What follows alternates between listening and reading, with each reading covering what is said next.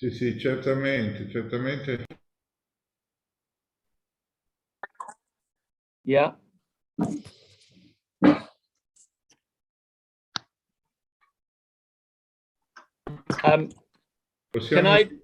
Can I just say that we've got, so this is being live streamed on YouTube, which is okay for the most part, but I have one clip which is therapy material that maybe I am Maurizio. Oh. Posso chiedere a tutti per favore di spegnere il microfono perché altrimenti ho difficoltà a sentire Tom. Tom, I'm gonna translate what you're saying. So, Tom dice che ha visto che ci sarà una registrazione su YouTube e per lui va bene per quasi l'intera presentazione, però ha un problema con una parte che stava spiegando. Yes, Tom, you were saying you have a problem with the part. Yeah, so it's only one part, but it's basically there's some anonymized therapy material that I'd rather that I wouldn't want to be on YouTube. So I can either we can skip that part, or it might be easier to skip that part, or basically it was just that I wouldn't want that to be on YouTube. So unless that can be switched off, I'll skip that part. I can talk around it, it's fine. Ok. Quindi dice che c'è solo una parte che ha del materiale che dovrebbe essere mantenuto anonimo e quindi non vorrebbe che andasse in registrazione su YouTube. Quindi lui dice può lui saltare quella parte oppure se si può fermare la registrazione. Sì, quando ci dice fermiamo la registrazione. Ok, Tom, could you please tell us when is that part so in that way we can stop the recording on YouTube? Great. Yeah. I'll do that. I think there's probably, now I'm thinking of it, there may be two times, but I'll let you know. That's fine. Thank you. In cui bisogna fermare la registrazione. Va bene, grazie. Allora possiamo iniziare. Io sono molto contento che Thomas abbia accettato l'invito, lo ringrazio. Siamo molto curiosi di sentire la sua presentazione. Sono presenti tutti i dirigenti del nostro gruppo. La presentazione di Tom la farà il professor Maurizio Peciccia, che prego di collegarsi, e quindi grazie e stiamo a sentire quello che avete da dire. So Professor Giusto, who's here next to me, is saying he's really happy that you accepted to have this presentation with us, and is thanking you. And he's saying that the presentation will be done by Professor Maurizio Peciccia. Se è collegato, sì. Penso di sì. Maurizio, ci sei? Ecco, mi sentite? Sì. Sì, prego. Sì, ok. So, Tom, I will present you in Italian, so I don't think you need the translation in English. And then I will say a few words for introducing the issue. Thomas Ward è un ricercatore di psicologia clinica che lavora presso l'Istituto di Psichiatria, Psicologia e Neuroscienze al King's College di Londra ed è il responsabile, il leader della terapia per il team della terapia Avatar, che è un intervento digitale relazionali per voci persecutorie, e anche del team di terapia Slow Mob, che è una terapia digitale per la paranoia, e ha svolto un ruolo chiave negli studi randomizzati di entrambi questi approcci, e poi in precedenza ha coordinato uno studio su larga scala che indaga sul continuum della psicosi, confrontando individui con esperienze psicotiche persistenti con e senza bisogno di cure. I suoi interessi di ricerca includono il chiarire percorsi sociali e cognitivi coinvolti nello sviluppo delle psicosi, comprendere il ruolo del pensiero e del ragionamento nel tipo di risposta, nello stile di risposta per guidare, diciamo così, l'approccio clinico, E poi, quello appunto di cui ci interessa qui, sviluppare e valutare nuovi approcci terapeutici che includono l'applicazione della tecnologia digitale. Io ora dirò brevi parole adesso in inglese per introdurre l'argomento e poi ve le traduco. Quindi mi rivolgo adesso a Tom. Tom, I shortly introduced your work by saying how I knew it through Brian Martindale, who asked me to look for a possible connection with the psychodynamic theories. And I wrote him, and then I repeat to you, that avatar therapy reminds me of a method that I developed with Gaetano Benedetti in the 80s, called therapeutic progressive mirror drawing. So it's a non-verbal communication for people with a diagnosis as psychotic. And in this method, there is therapist and patient have an exchange of drawings, and in few months, so this patient had difficulty in verbal communication, and in few months, in the drawings appears a representation of the patients and of the therapist. And the interesting thing that when this representation had an exchange of love and hate, then the patient verbal communication improved, and also destructive behaviors reduced. And so we consider that transitional phenomena. Benedetti called that transitional subject, inspired by Benedetti transitional object. So for Benedetti, but also for Ogden, the drawings are also transitional, or as a dream, as also a delusion, or the hallucinated voices are an expression of a transitional subject. And my impression is in the avatar therapy, the persecutory voices heard by the patient, combined with the therapist's voices, which gradually changes from persecutory to protecting, could be considered as a transitional phenomenon. No? It is very interesting, the aspect of avatar therapy, in that the avatar has a voice, has also facial expressions, and so the patient can project onto the avatar persecutory aspect, transformed by the protective voice of the therapist and by the benevolent facial expressions of the avatar. I think it's something very close to the transitional subject. And so an interesting point to discuss with you is to possible variation or development, the avatar therapy. For example, using an exchange of drawings to build the personal avatars, so instead of using the prepackaged avatars, But the most important thing for me to be to see the effect, sure you have thought of that, of experiencing the avatars in virtual reality, or even in immersive virtual reality, where the possibility of using even touch with the avatar, that one can touch the avatar. So I want to discuss with you if this realism could help the patient to better control the persecutory object. And now I translate in Italian, then I leave all the time for you.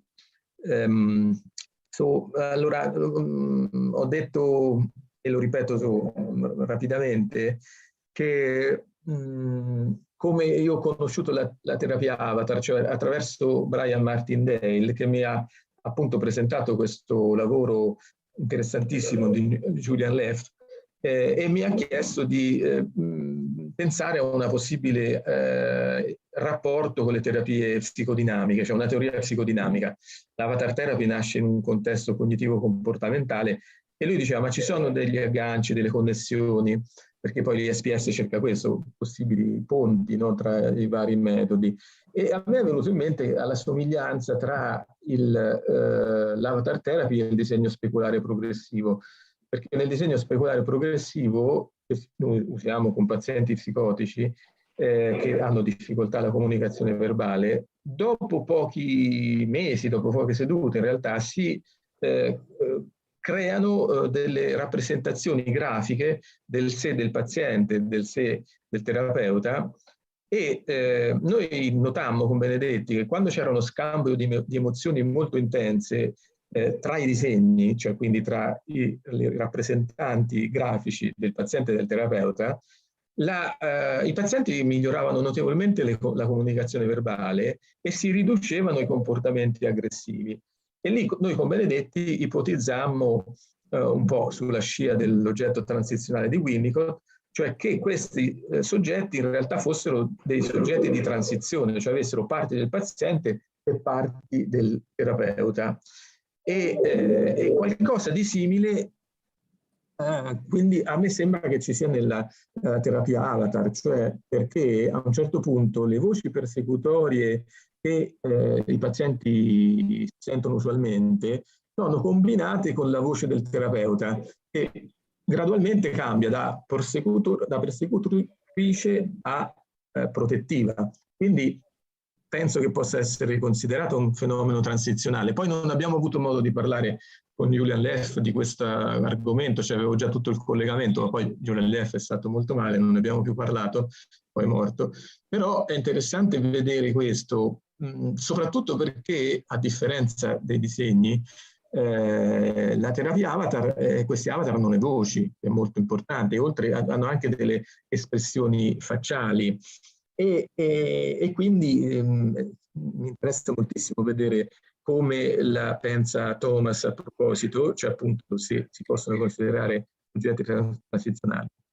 L'altra cosa che mi interessa molto è i possibili sviluppi della terapia avatar, in cui per esempio si potrebbe inserire, cioè per esempio sicuramente loro lo hanno pensando, cioè a inserire l'avatar nella realtà virtuale o persino nella realtà immersiva virtuale, cioè quella in cui c'è, come dire, uno spostamento di coscienza dall'osservatore alla figura virtuale e quindi possibilmente usando altri canali sensoriali, ad esempio il tatto, perché lo rende più realistico e poi permette una migliore, il tatto permette una differenziazione, in questo caso è l'oggetto persecutorio.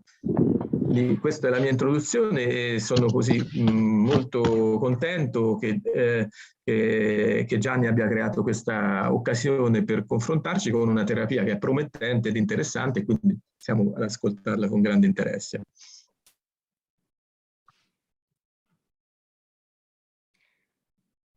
Thank you. So I guess it's over to me now, Maurizio. Yes. Yeah. Yes. You raised so many interesting questions. I think maybe if we present first and come back into the discussion, so many, the big questions from what you were saying in terms of, who or what is represented or projected onto the avatars. What does it mean for the relationship between the person and the therapist? And the possibility of virtual reality is something that other groups actually are doing currently. We say in the current computer-based system, but virtual reality immersive environments are being used with avatars. So great questions. But I also just want to acknowledge that, so I think I've been introduced there. My Italian is not great, but I think I've been introduced, but I also just, Clem, Dr. Clem Edwards. Clem, would you like to introduce yourself? Thanks, Tom. Yeah, hello everyone. I'm Clem. Thank you for having us today. I'm a clinical psychologist and the trial coordinator for the Avatar 2 trial at King's College London. Great, thank you. So we will talk about the therapy, but we will also talk about our new trial.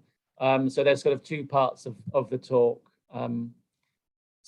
I'll start. I'm also going to try to make Marta's job okay. It's hard to translate in real time. So Marta, I'm going to try not to talk too quickly, and after each slide, I'll give you a chance to do your stuff. Thank you.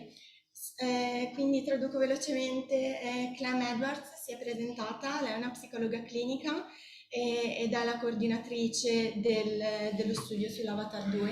E poi Tom ha detto che spiegherà ogni slide una per uno e poi io avrò il tempo di tradurre per voi.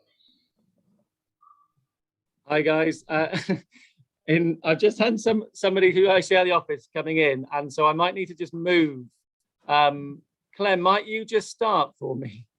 Or could you just give me 2 minutes? I just need to move into a separate room. I was expecting, yeah, okay, just give me one, or perhaps just give me 2 seconds to give me 1 minute to move rooms.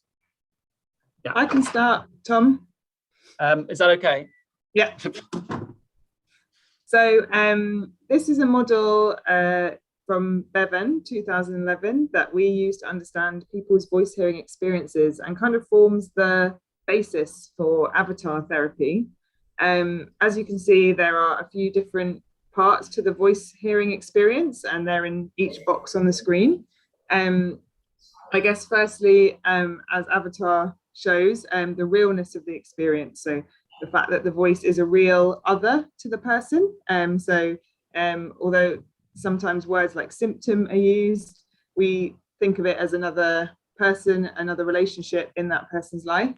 And alongside that, often with its own identity. So a name, a face, a personality, and a real character. And linked to that is understanding why the voice is there and what the content, what the voice says means. And often that is really, really personally important, and has a lot of links back to the past or people's relationships at the moment. I'll pause there, and Marta, maybe you can translate so far.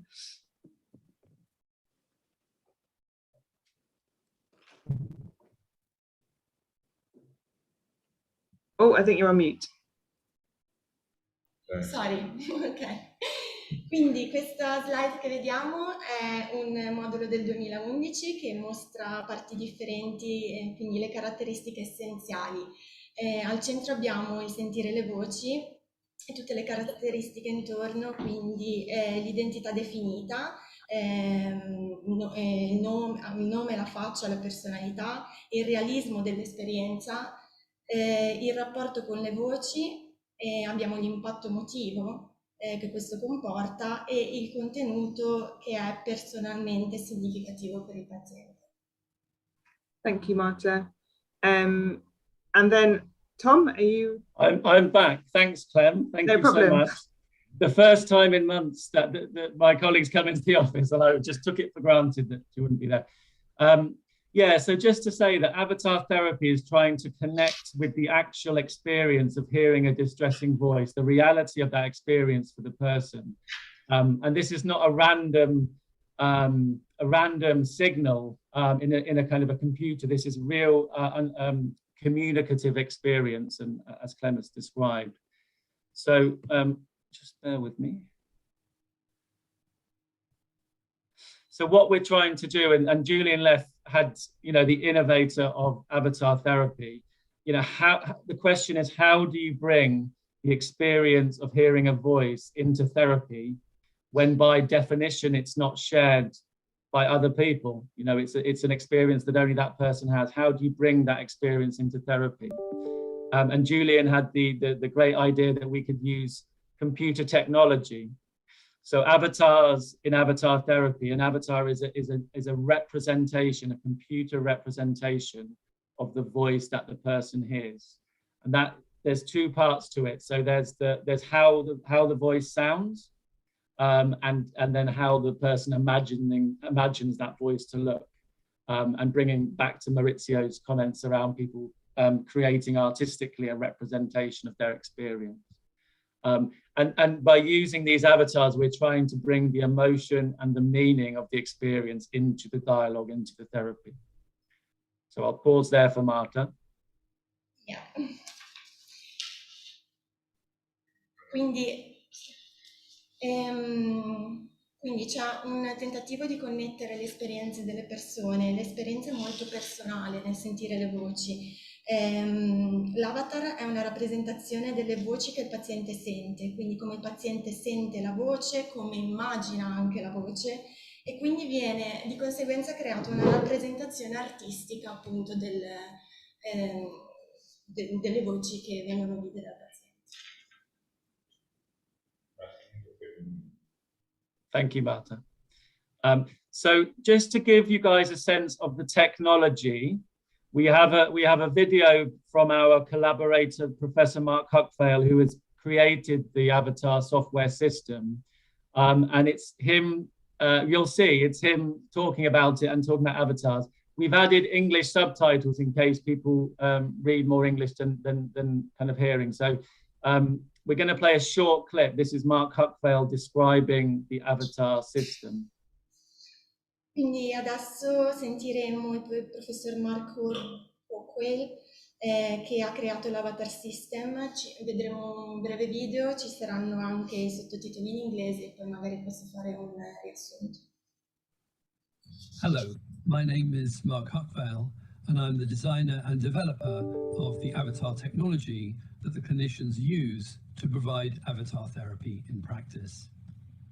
In this demonstration, I'd like to show you some of the capabilities and functionality of the system. On my left, you can see an example avatar. It's a three-dimensional computer model of a head with an appearance that can be chosen by the user. This avatar has been modeled on my face. The head is animated, as you can see, to make it look as though the head is talking, with the lip movements synchronized to the speech that it's producing. The avatar system is extremely flexible, both in the choice of the face of the avatar, but also in the characteristics of the voice, as I'd like to show you now. We can change the face of the avatar very easily. For example, here is a different male face. And here is a female face. We can change the age of the face. Here is a young person, and here is an older looking person. We can also choose avatars of different ethnicities, like this face, for example. Or a face like this. As well as changing the face of the avatar, we can also change the voice of the avatar. For example, I can now lower the pitch of the voice coming out of the avatar so that it sounds like it's coming from a much larger person. I can also change the size of the vocal tract of the person that's speaking.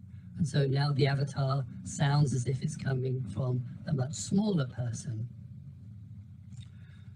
I can also change the breathiness of the voice and make it more and more breathy until it turns into a whisper, like this, with a whispery voice quality.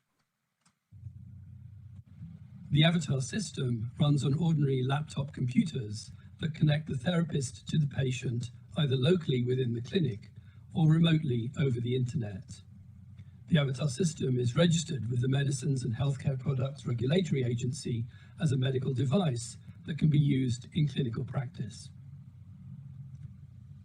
That's the end of the demo. From my avatar and me, thank you for watching.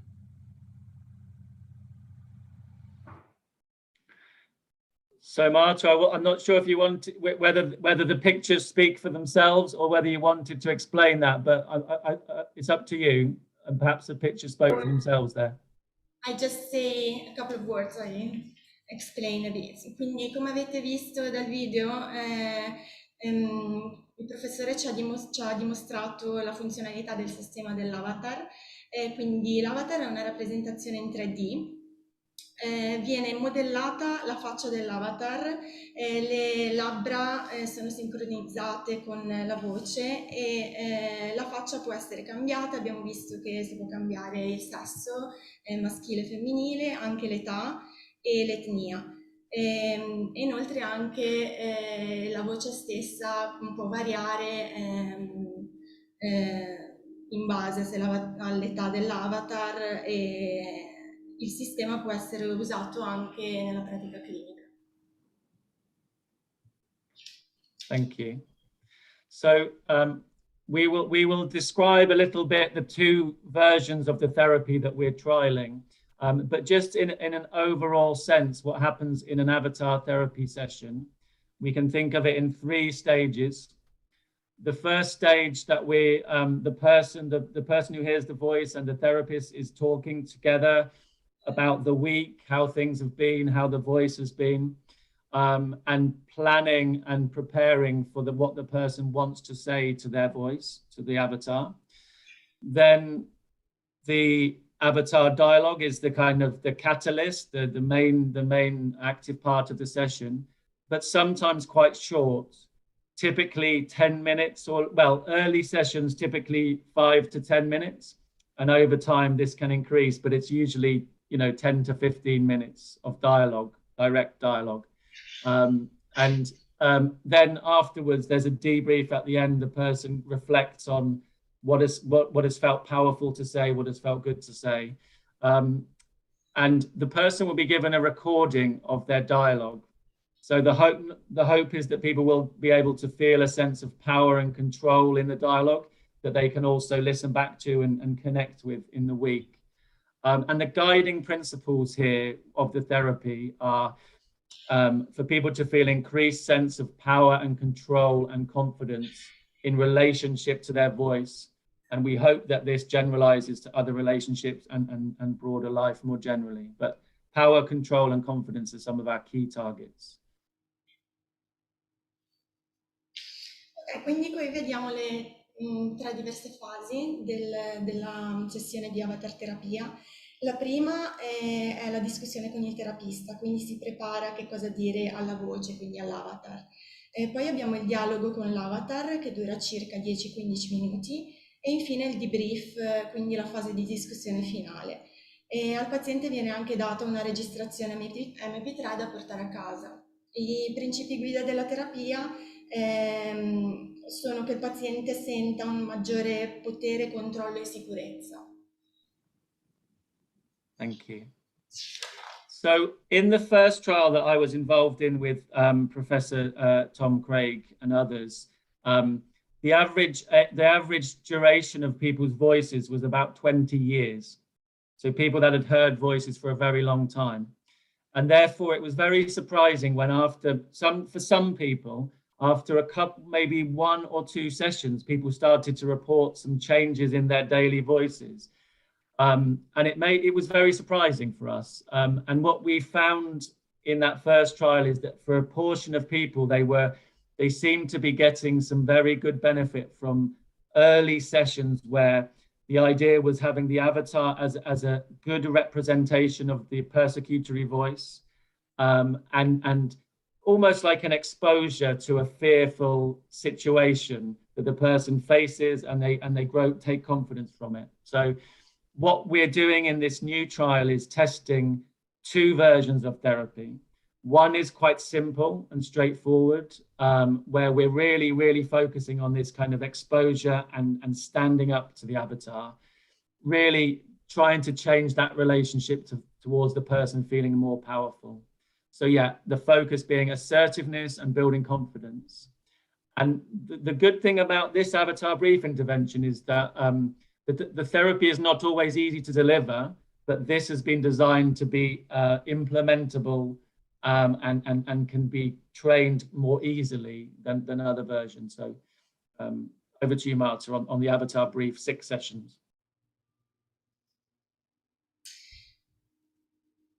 Dopo già circa 1 o 2 sessioni i pazienti riferiscono dei cambiamenti nel modo in cui sentono le voci e quindi troviamo benefici fin dall'inizio della terapia. Lo studio prevede 2 metodi. Il primo metodo è un avatar breve che consiste in 6 sedute e il secondo è un avatar esteso di 12 sedute. Il fulcro è l'assertività e la fiducia in se stessi, e nell'avatar breve, quello di 6 sedute, ovviamente è più semplice di realizzare perché è più breve. Thank you. Now I'm about to share a clip which is a role play, but actually the consent I have is not for streaming. So I wondered if at this point would it be possible to for the next clip to switch off the streaming and perhaps the recording, if that's possible. Yeah, sure. Tom sta chiedendo se si può fermare la registrazione in questo momento. Procedo subito. Yes, we're gonna